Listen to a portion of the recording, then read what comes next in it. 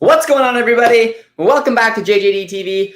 I'm your host, Josh, and we're back again. This is our second upload today, and we're going to be talking about a little bit of transfer.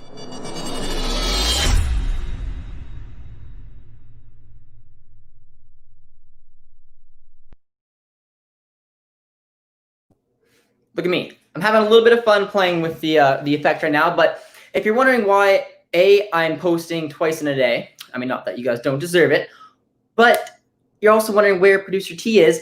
We have a little bit of a COVID type situation here in our small town. So unfortunately, we're just, trying to keep social distance, do it that way. I know it sucks. It's not fair, but so that's the reason I'm just kind of going all over the place with our quality and things like that. But I'm hoping to get you guys a bunch of content. Well, obviously we're trying to stay safe and COVID free. So that's why I uploaded our 5 takeaways and now our little transfer rumor talk. And the one thing I wanted to get right away is 2 transfer rumors. I was talking to some people on Twitter, talking to people on Instagram about it, and there was some mixed feelings. So I just kind of want to break down my thoughts and my opinions on these 2 transfer rumors and kind of see what you guys think. I want your guys' opinions as well. And we're going to dive right into it with Davinson Sanchez. And with Davinson Sanchez, he's one of those players who it's hard to really determine what you think of it now about him. Now, I brought some of his stats up here on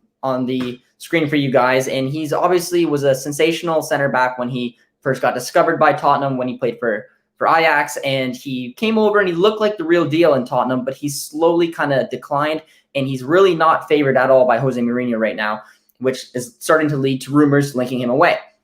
Now, I don't know exactly how these rumors are getting floated about. I'm just letting you guys know these are the ones that I found and read through my article, and the ones that right now that Sanchez is linked to is Arsenal, Liverpool, and Dortmund.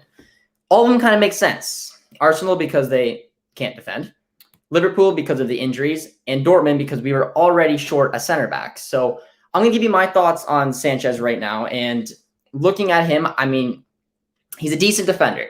I don't think he's found his form. I don't think he's found his groove really right now at Tottenham. I think maybe a change in scenery could be good for him.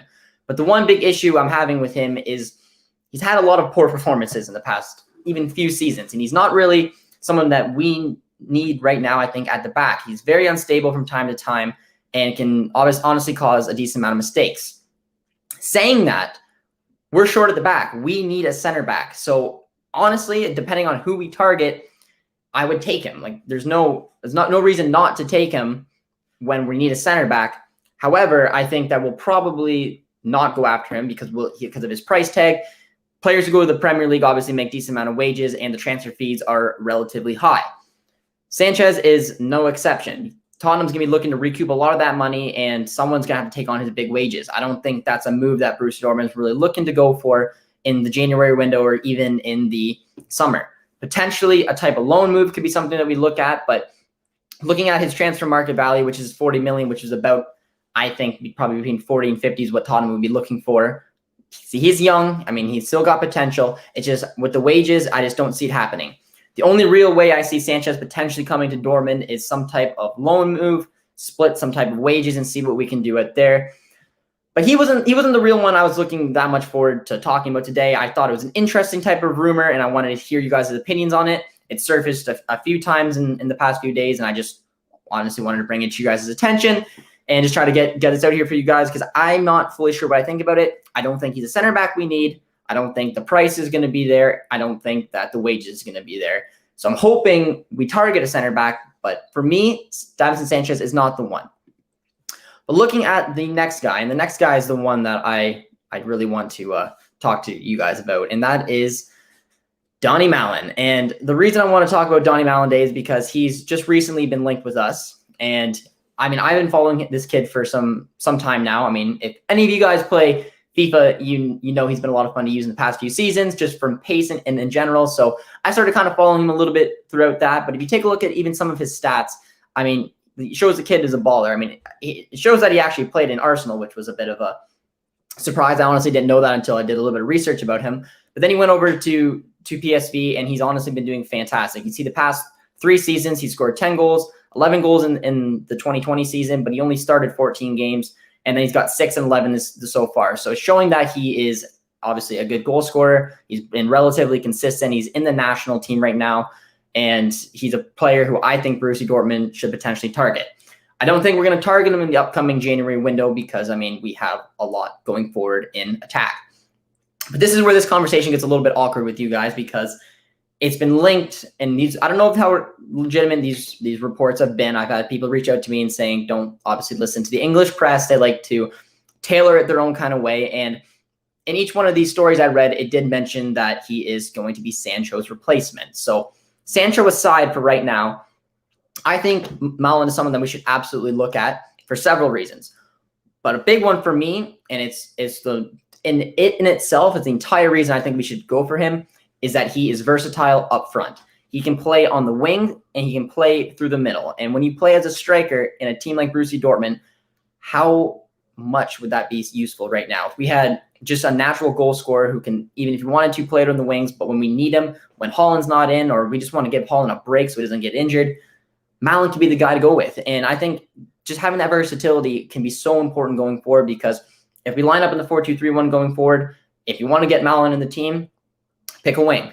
If you decide to switch it up and go for it late on, you want to go two strikers up front. You got Malin, you got Haaland, now you got Moukoko as well. It just offers that little bit of extra. And right now, having a kid who knows how to score, the consistency's there. And if Haaland went down and being able to put him in, that is exactly what you're kind of looking for. So the versatility in itself is the number one reason I would go after Malin. But the other awkward part of it is that he's supposed to be Sancho's replacement. And in my opinion, I'm not saying anything about the Jadon Sancho transfer saga because I have no idea when he may leave Dortmund, but whether we go for him or not, there's still some other players in the team that are up front that may potentially look to move on. Julian Brandt, someone we mentioned a lot in the chat when we do our watch longs because his form has been obviously very poor. So if he potentially moved on in the summer or whoever it may be, Malin is someone I think we should absolutely target. I mean, if you look at our wingers right now, there's sometimes we have sometimes Gio Reyna or Brandt playing on one of the wings when we play in the 4-2-3-1 system, just trying to get those players on. I think Malin can play on the wings as well as play in the middle, and that answers a lot of questions for us going forward. So those are two transfer rumors that I'm honestly very happy with that we're getting linked to. And the only way I want to see Sanchez, like I said, come here is if we get him on a loan deal. And I mean, I would go for him in January. And for Malin, I don't believe we'll go for him in January, but I believe we will potentially take a look at him come the January or even maybe the January transfer window, but I don't think anything will happen there. But the talks could start. And then the summer's the potential. I think Donyell Malin could potentially come to Borussia Dortmund. And I rate it. But I want to know what you guys think as well because he's obviously a great young player. I mean, but then it brings up who's he replacing? Is he going to be replacing Brandt? Is he going to be replacing Sancho? I don't know who it's going to be, but he's going to have to replace someone. But I think the kid's good enough. I think that he's shown playing for the national team, playing for PSV, the consistent performance. He's just getting better. He fits the profile. And just for me, having that person who can play as a striker is the most important thing. So I really rate this transfer. I really hope it does happen. And I'm going to obviously help it develop throughout the course of the upcoming weeks, seeing if anything else comes out, and until obviously the January window and even in the summer, be monitoring these two situations. And if I'm going to put a probability on them, I'm going to say that the Sanchez one's probably a 3 out of 10, even in January. I don't just think that Tottenham will be overly excited to let him go on a loan. So I think you're probably want to buy him outright. I don't think that's going to fit us. So I say it's a 3 out of 10, and in the summertime, probably even less, probably a 2 out of 10. And then looking over at Donyell Malin in January, I'd say probably a 3 out of 10 as well. I don't think that he's going to be the one coming in the January transfer window. But in the summertime right now, I'll put it at a 7 out of 10 because I do think he's someone we should definitely look at. I think that he's someone that fits our profile, and I'm hoping that he potentially want to come and take that next step in his career. So I hope you guys enjoyed this little transfer news update for you guys. We are, like I said, trying to get just some fun videos out throughout the week right now during COVID, where producer T and I can't really be together. So, just trying to help you guys out. You try to help me out. Give us ideas. We want to keep getting the channel growing. We've been getting a lot of subscribers lately because you guys are absolutely fantastic. And let me know if you guys like these kind of quick little update videos with you guys. and we can keep doing them, especially while producer T and I are keeping our distance. So we will definitely have them back though in time for our watch long. Don't you guys worry. And I hope you guys did enjoy this. If you are new around here, be sure to comment, like, and subscribe, and we will see you next time.